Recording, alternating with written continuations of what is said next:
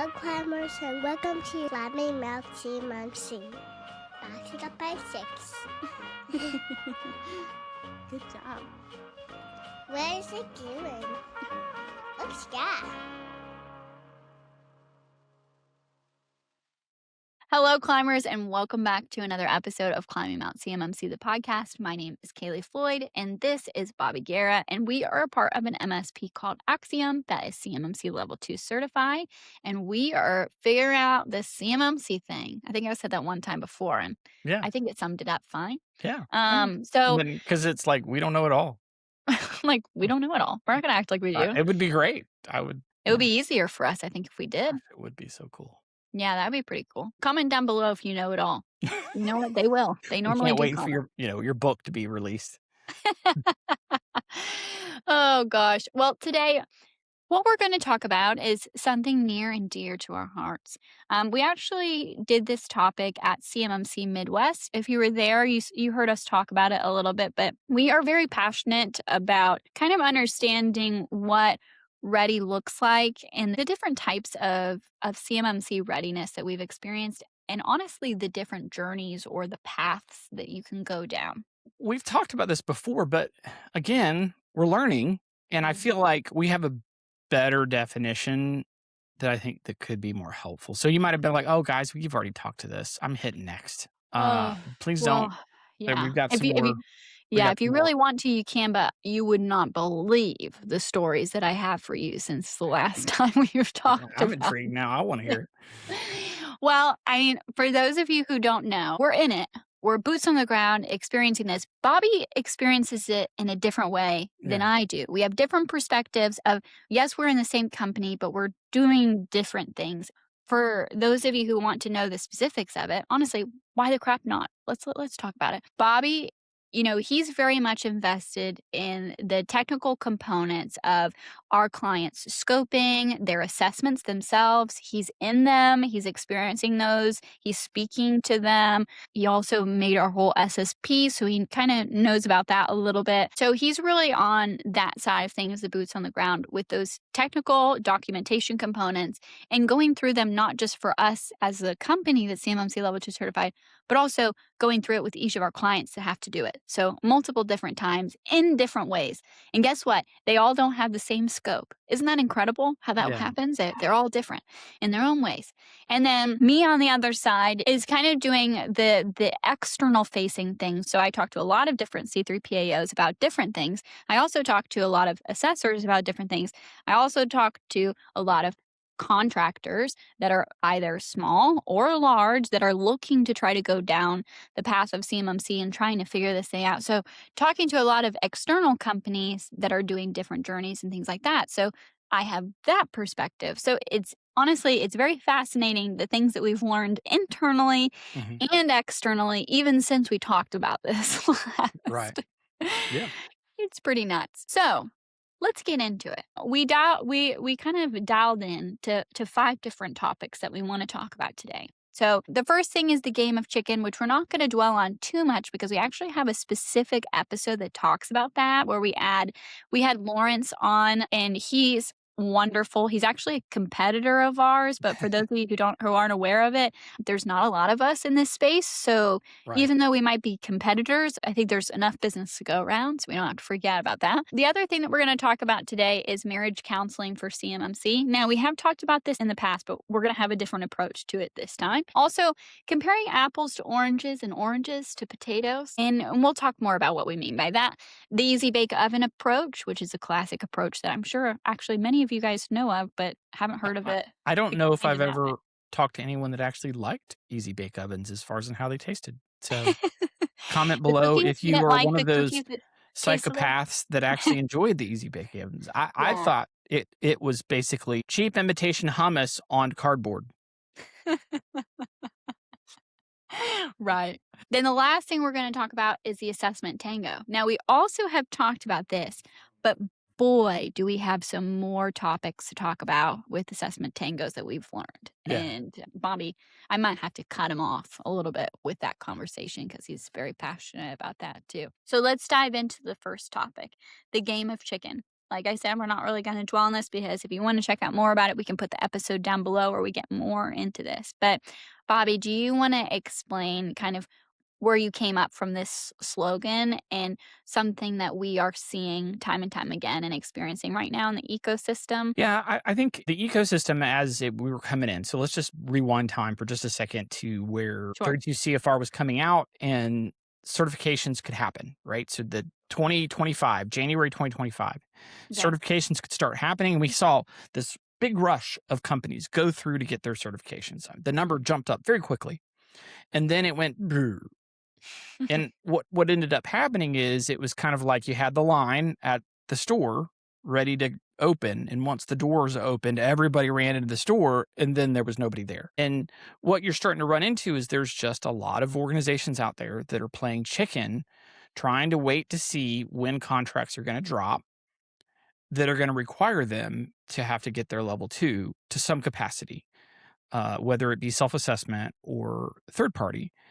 And what's happening is a lot of them they're losing, because what's ended up happening is once they don't serve fast enough, they're going to have contractual requirements they can't meet. And you could go in and do a self-assessment very quickly, but you're also equally quickly held to account by the Department of Justice. And if they come in and DIBCAT evaluates and it's very clear you don't have an SSP, you lied on the fact that you had versions of SSPs because you don't when DIBCAT shows up. And they can tell that you have just straight defrauded the country, because you're just hitting next so that you get done with that self-assessment. I don't think they're going to think that's very funny. And what a lot of companies are doing is they're looking down the barrel of that. Also, primes, right? We're seeing Elbit, Northrop Grumman, Deloitte, Leidos, Lockheed, Accenture, L3 Harris. Yeah. Mm-hmm. A lot of them are now pushing down saying, hey, at a very minimum, we want to see a self-attestation. We want to see what version your SSP is at. We want to see your POAM, and we want to see examples of those. Some of those even more than that. Yeah, some of them even more than that. Yeah. And so it's forcing these organizations that are like, okay, what happens if you don't like what we have? Well, we just won't pick you. So it has created a lot of drama, and it's coming in different waves from different angles. So the best thing you can do is just get certified as fast as you can. Do not wait until you hit the wall. Well, here's another thing that I think we're seeing, and this is another type of the game of chicken that we're seeing. So there are these companies that are like, oh my gosh, I have to get level 2 certified, got to schedule the time with my C3PAO, got to get in the boat and row, let's do it. They go, and I think C3PAOs are getting more mature. Hopefully they're continuing to do that. And phase 1 of an assessment where they come and evaluate the information and the data that the documentation that the OSC has in front of them has given to the C3PAO, to then proceed and do phase 2 of the actual assessment. They come in and they give the documentation, and the C3PAO says, this won't do. This is no bueno. This is not good. And they say, try again later, right? And then they send them off. And so I think that, honestly, there's so many companies that say, F it, like, we've got enough. I think we've got enough. And they just schedule it and they go to get started, and they are like so far off the mark. I mean, it's not even funny. And then they realize, Britt, I have to back up and I have to figure out how to do this thing now. And then when they figure out that they have to do it, they realize, oh, this is going to actually probably take a little bit longer. Now, some people in the ecosystem might argue, oh, it can take, really short period of time. Guys, it depends on what type of company you're dealing with and what type of scope, because some of these people, they have pretty wild environments that they're handling, and they do not realize the craziness that is in front of them. And so then they're playing this game of chicken. They went to go try to do their assessment. They're definitely not ready. They came back. Some of them have an MSP. Some of them maybe have one person in the organization that they said, you're our CMMC guy. You've got this. And they're like, what should we do? They're like, do we find somebody that knows more than what we know about CMMC? Could we figure this thing out on our own? Do we pick a service provider that is CMMC focused? Do we think that our service provider now could do it?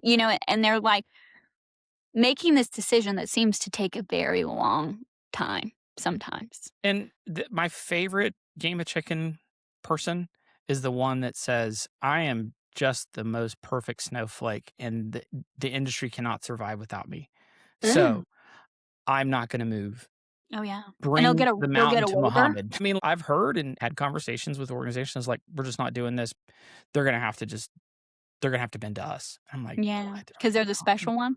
because Yeah. we're the way we work, the way we operate, or we're just our situations. You're just like, okay, sure, let's go with that. Let's see how Maybe they that's are. going to go. And I've run into and had conversations with some pretty crazy OSCs that are out there and their approach to it. Another thing that you can do is sell to your prime. If that's the case, then just sell out. Just because some of these companies, larger primes, they're like, we need more subs, and they just don't care enough to try to get it done. But we need to be able to win these contracts. So they're scooping up companies to try to bundle them into their compliance posture so they can get these contracts. And that's interesting as well. So I've heard rumors. We wouldn't be involved in that because once they got scooped up, they're not going to want to use it. They're going to use whatever the upstream vendor is going to have compliance-wise. Yeah, because they're too cool for us after that point. Yeah, it's interesting.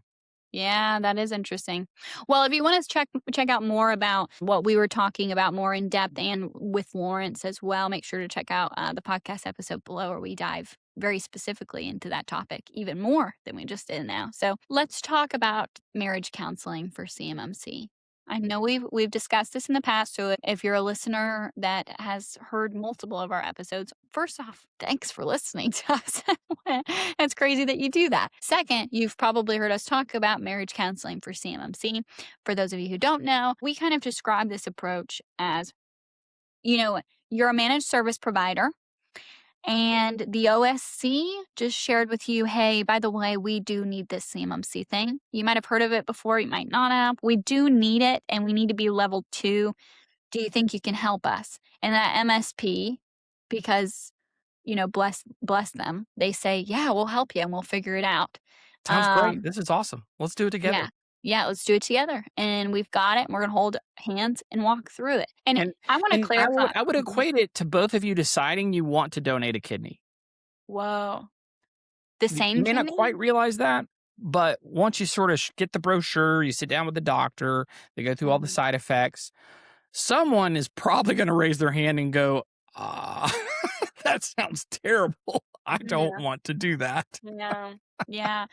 And I've said this before in the past, but sometimes I think people hear us say that and they think that we're like bashing an MSP for doing that. Might I say, for somebody who's really going into this thing and doing it full steam ahead, working hard to get CMMC ready for their client, honestly, you're heroes. You're true heroes if you're doing it right and you're doing this for a client. Not many would do all of this effort for one client or 2 clients. It's a lot. And so I just want to be clear. Now, for the MSPs that are just spitting in a bucket and hoping that it goes in, and doing it, please be very careful. And I think we have many episodes on this podcast that speak to why you need to be very careful about just winging this thing with your client. Because I think what Bobby said is you don't realize that you're actually donating your kidney as well.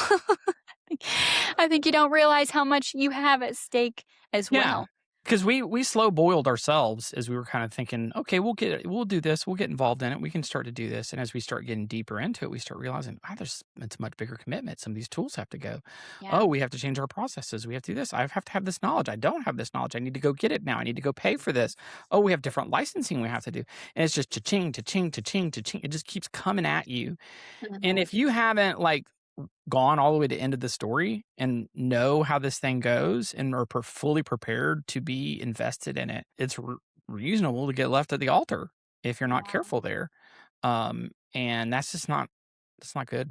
You don't want to be there. You don't want to be there as an MSP where your client dips on you and you've gone through, because I've talked with MSPs that have had that happen. They've been working with their OSCs and they're like, I want to get out of the space after we've seen what we have to do, and I don't want to do it. And they're like, what do we do? They're like, well, I guess you got to choose if you want to continue on being able to support it. It is not just the MSP. Both have the option to walk. Yeah.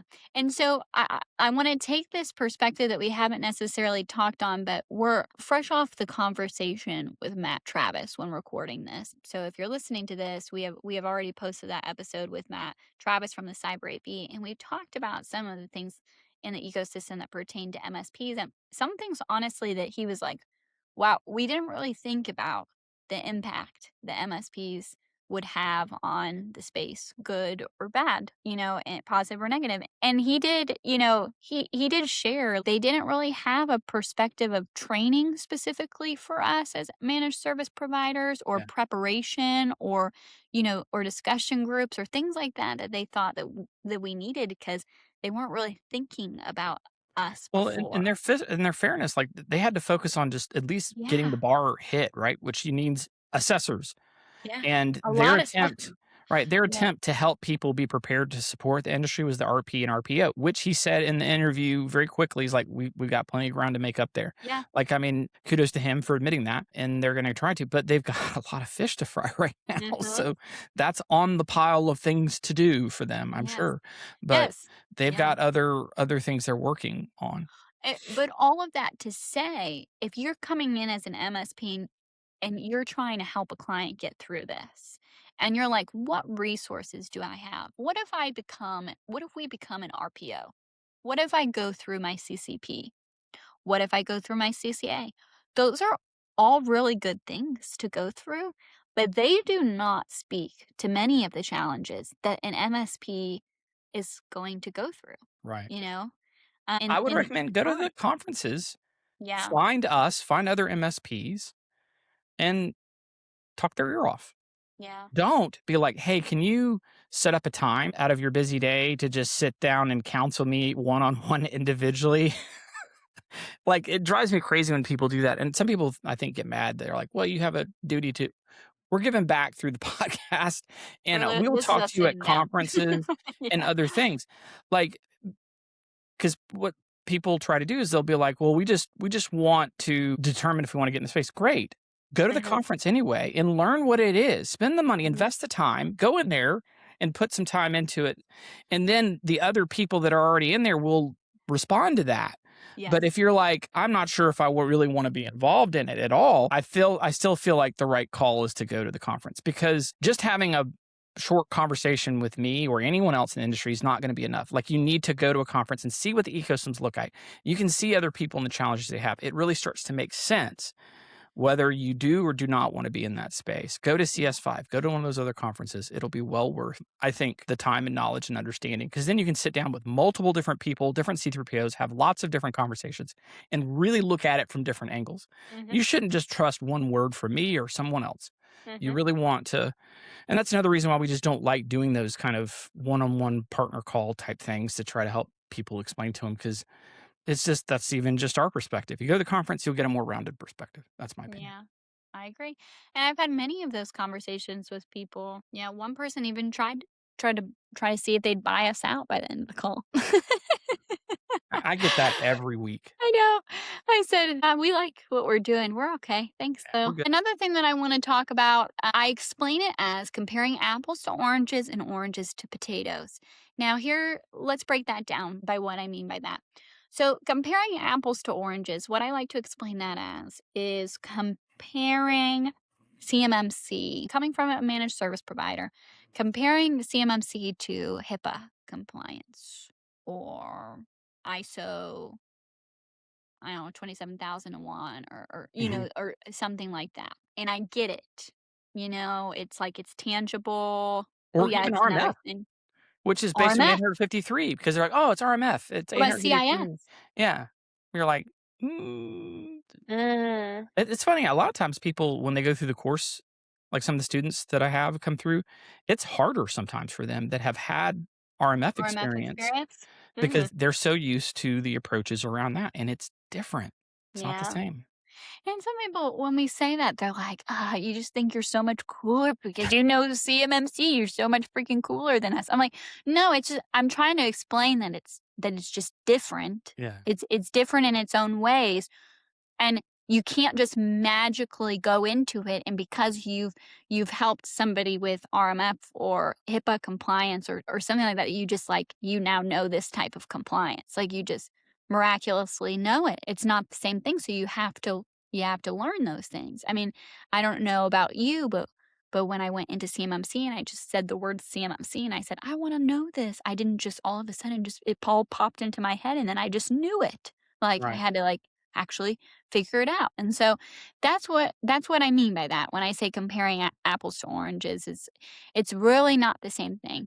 Then let's get even more in depth and comparing oranges to potatoes, not even the same food group anymore. Right. And what I mean by that is comparing somebody who is an MSP, which again, there's not many of them out there, an MSP that not just is CMMC level 2 certified, but has gone through and gotten multiple clients CMMC level 2 certified and has like a full CMMC approach with their support. Having that MSP versus a regular MSP commercial, company. And again, I am not saying that one is better than the other, because let me say, many commercial companies need MSPs and they don't give an F about CMMC and they don't want to pay those prices. So I get it. They need those MSPs that don't specialize in CMMC, but there's going to be a difference between those two providers. And I have talked to so many contractors that just don't get that. Like they really don't. They're not asking the right questions. And I'm like, you've got to ask this. You've got to ask this. Like, because it's different. Like you can't just go in asking the same questions. There needs to be a differentiation, Yeah, I think you sort of fall into multiple different buckets. The potato to the, what was it? You said potatoes and oranges? Is that what you said? Potatoes and oranges. Yeah. And I think a lot of people go, oh, you're in CMMC, so you guys are like Summit 7. No, we're not. Summit 7's not like other people. Summit 7 did freaking over 100 assessments in the last year. Guys, we're not that cool. We did like 2 Yeah. last year at the end of the year, and we probably are going to have 10 this year. Mm-hmm. Now we're ramping up to do volume, but that's going to take us this year to kind of be able to do that. I mean, I think we could do in a year or two, we could start doing 20, 30, 40, 50, 60. We could really start building the teams. I mean, we're really getting the process locked down. But okay, so let's talk about the difference between those. Mm-hmm. It's like tigers and lions. Okay. Still a cat. Belle's around here somewhere running around. She hasn't opened the door yet, but I'm sure she will. That's a house cat. Still a cat. Still a feline. But not the same thing. Not a lion. And so you could be an MSP that understands CMMC. You might be an MSP that is involved in the ecosystem because you've got 1 or 2 clients. You've got maybe somebody that's got a passion for it. You've sat maybe one person in the CCP course. You sit down, you help a client go through and get CMMC certified. Great. Awesome. That's not the same thing as Summit 7. That's not the same thing as us. It's a completely different cat. Mm-hmm. Different experience, different situation. They met that organization wherever they're at and helped them write specific documentation and other components. Yeah. If a new client comes along, are they going to use that same document they use the other one? Probably not. They might try, but it's not going to work the same way because it wasn't written conceptually. For that perspective. Mm-hmm. Right, from that perspective. And so then maybe they might bring on another client and they might do another one. And they may just say, you know what, we're going to use all the tools in the client's environment. So we can help clients do that. So you might have an MSP that's still in the ecosystem, but they are vastly different in how they operate between us, Summit 7, Andy or Lawrence or any of the other guys that we know in the industry that do these things. Mm-hmm. They're not the same. Those are oranges and potatoes. And so stop thinking we're all the same in that perspective because we're in different journeys, And I really think it comes down to 2 perspectives. Do you want to be an MSP that wants to be almost like a Ferrari or custom type designer? That's Ferrari sounds so much cooler, but the concept is you're going to make Lamborghini. You're going to make a lot less cars. It's going to be custom. It's going to be built to that individual, but you're not doing some massive factory. We're trying to build like a Ford factory of moving a lot of clients through. We'll have variations and designs on it, We're going to take clients from not having a car to being level 2, and we're going to be getting turned into burning. And we're going to start scaling to do that. The level of investment for what you have to do to accomplish a scale process, the tools, the processes, the environment is very different than the person that'll just meet you wherever you're at. Right. Okay. And they are not the same. They're not. And a lot of people don't get that. They don't understand that. They just assume, okay, you're doing CMMC and you're doing CMMC, so you guys are the same. No, we are not. Like, you could walk in the door. I can show you all the templates and the processes. I can show you the floor models that we're going to do. I can show you how we're going to build them and how we'll work through them. And if that fits for you, we're ready to go. Right. Right. Another company, you go to work with them. Well, let's just sit down. We'll do a gap assessment. We'll understand where you're at and we'll meet you where and we'll do this. You might have 80% of your documentation already done and they'll just fix it up, slap some butter on it, and it's good to go on the toast and they're ready to serve. Right. But we start from the beginning and we take you to the finish. We don't have options like that. So you see how that's different. And that goes to show you how those other people are just as important and needed in the industry, just like we are. And it's not one better than the other. They're just different. Yes. They're different cats in the ecosystem doing their own cat things. But they are not the same. I feel bad for the people with Neo systems that got totally screwed over. Yeah. We've had multiple organizations reach out to us. And they're like, look, we're 80% there. I'm like, well, I don't know really if that's true. I'm not sure about that, but I know this is our floor, this is how we operate. It doesn't matter what documentation you have to use the process we have because they've been validated. Right. That's the reason why we're able to move so much more efficiently and so much faster with the clients is we have. And our team knows how to do those things. And our teams know how to do them. We can support you and we can maintain you. Right. For the years to come because our team has been trained on the system of how we operate. You know, if you're like, oh, we're over here doing this, using these other AVs and this other products, using these different policies, and we have our change management completely different, the way we work in it, like all of that is completely different. Like we're like this, you know, just zoom. We don't even connect. But MSPs that are very custom, they have a few knowledgeable people in their organization, and they can support those smaller quantity of clients. They can step in there and maybe fill that gap. But you can't take that and run that through a factory process. Those are two different things. They're just different animals. And you have to understand that's not going to be validated in the same type of way. No. And guess what? That's okay if you're accepting of that. If you know that and that's what you want to do, then there you go. But no, there's a difference between a scalable, validated process of how we do things and the tools that we use and the way that we write our SSP and the way that we document it and the things that we do. There's a difference between that and the custom car, you know? And so I'm not saying that you can't pass with a custom car. Tons of people do. They love their custom cars. You know what I mean? It's just, it's different. You can't compare them. The challenge that I see is, and this is where I call out to the OSCs that are trying, and they were like, oh, you're a custom car builder. Okay, that's fine. Call them out on this. Be like, how many MSP companies do you have and what's your plans? The MSP needs to understand what lane they're swimming in. We only are going to do a few. Like those custom builders, that process does not scale very well. You can't take option one. You can't take the Enzo Ferrari philosophy of building cars and scale that. You can't. They've tried. Like you've got the factory process or you got this, but you can't blend the two together. It just doesn't work that way. And it's the same thing with MSPs. If an MSP is like, oh, now we'll start scaling all of to do this, but our clients are completely running in different ways and our service department has to process these things differently. And if you start scaling that up, it will break you. It will break your MSP. Don't do that. Like you've got to understand which lane you're swimming in and know how this works. You can do a few clients and support them MSP and still have your general commercial approach if you play it right, if you're smart and you do it right, and you can meet the client where they're at. There's a lot of options. We'll probably do some podcasts specifically about that someday, but you can definitely do it. But you can't scale it. Don't think you can and try.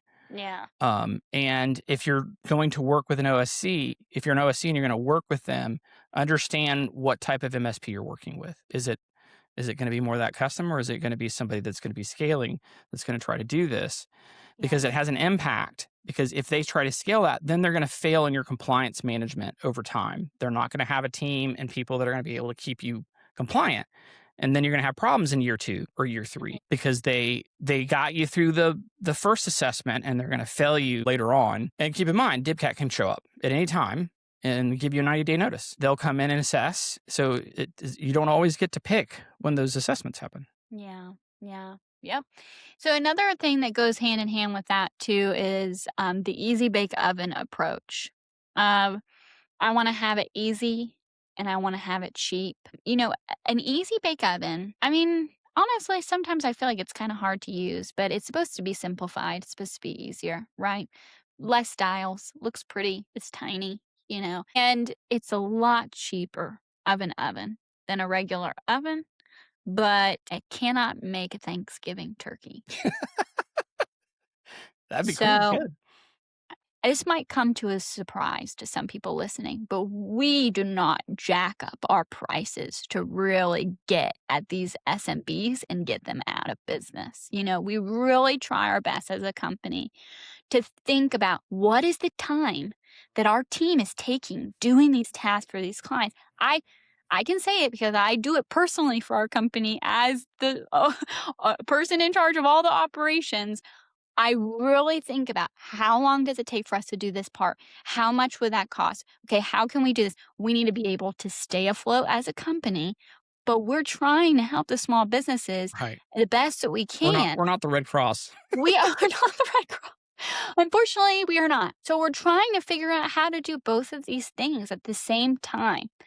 It is not going to be cheap, but guess what? We're really trying to not make it. I don't know what an expensive oven is. I really don't know the types of ovens there are out there, but we're trying to make it like a Frigidaire, an LG? I don't know. A good hoopty LG. Yeah, just like another thing to think about is the risk, right? If I'm going to be a security guard and you're waltzing through a war zone, or if I'm going to be a security guard. Wait, hold on. Back it up. I'm trying to follow you. Okay. You're a security guard and you're in a war zone? I'm escorting you through a war zone, or I'm a security guard and I'm escorting you to go get some water from the fridge. Those are 2 different risk levels, right?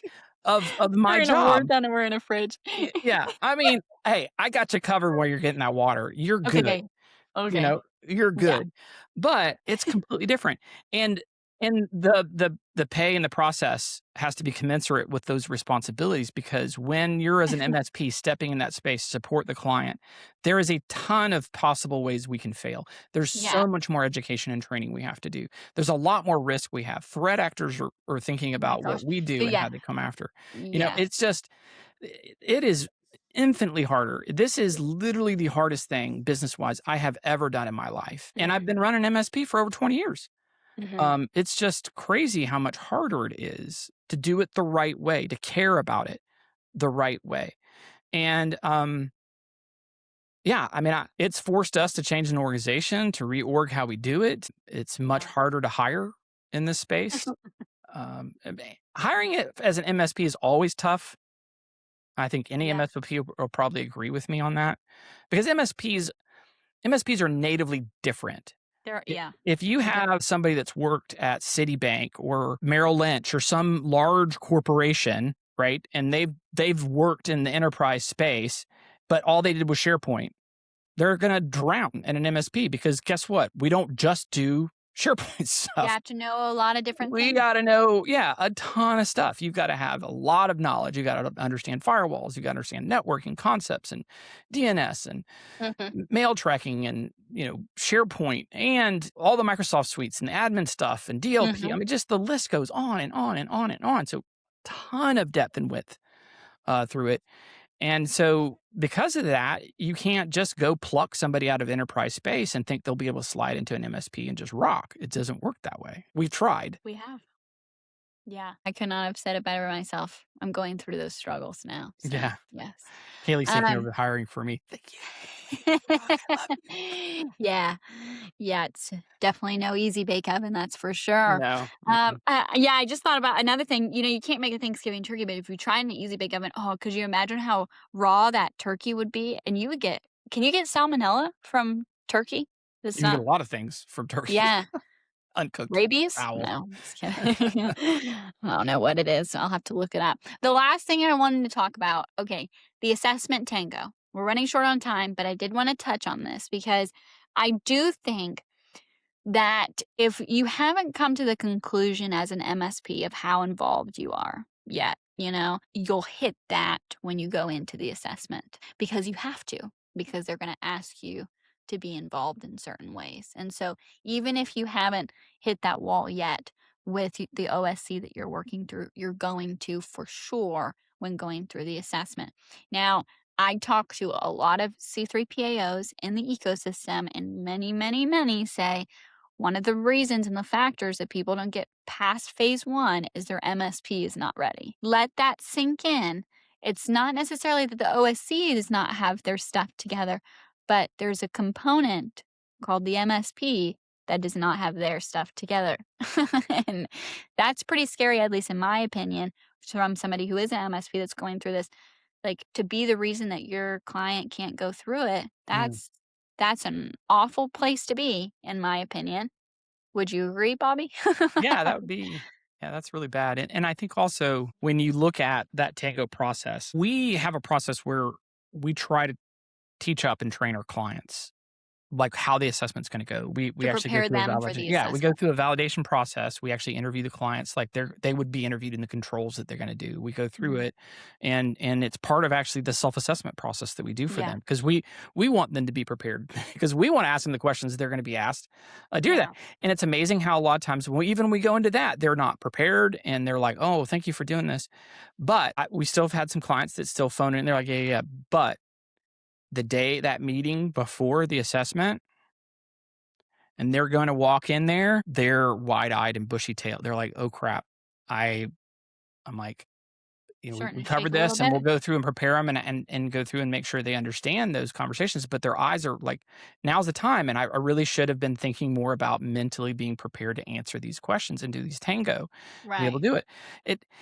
And yes, your organization is 100% prepared, but if you're not mentally prepared to defend yourself in battle, it's just different. You know what I mean? So you got to really take that serious. You got to take those opportunities when you can to have the preparedness. Yeah. You can't emphasize it enough. No, could not emphasize it enough. Well, if you are listening to this, we've already had this happen, but we went to PAX 8 Beyond and talk to hopefully a lot of MSPs about our experience. So you're doing time travel here? Yeah, we're doing time travel. We have not gone there yet, but the time you listen to it, we have. The time you listen to it, yes. Right. Are you following me? Am I trying? Yeah, okay. We had a great flight. I'm sure it was an incredible time. I met this guy though. He was an absolute jerk. And yeah, no, we have not gone, but I'm hoping, and I hope that once watching this back later, that we have talked to many MSPs since then of just the experience. We do continue to go to these conferences, and our main goal, honestly, from the conferences is not like, let's find clients. We're not really trying to do that. I mean, honestly, we'd love to talk to MSPs or people that are in OSC's companies that are doing this, that are trying to figure it out. We feel you. We feel that experience. Let's talk together. Just like Bobby said, even at the beginning of this podcast episode. So if you are going to CS5 East, we will be there, and we'll also have a booth. And so I think that will be the next place that we're going to. So that would be in October. If you're listening to this, hope we saw you at PAX 8 Beyond. But if not, CS5 East will be there. So make sure to come, stop by. We'll have shirts there for free if you want to check them out. These are free. Those are free. And yeah, I'll be there. Bobby will be there. We'd love to see you. We hope you enjoyed this episode of the podcast. And if you haven't checked out some of the other episodes that I mentioned in this episode, check them out at the link below. Everything's in the description. But as always, guys, keep on climbing. We'll see ya. Bye.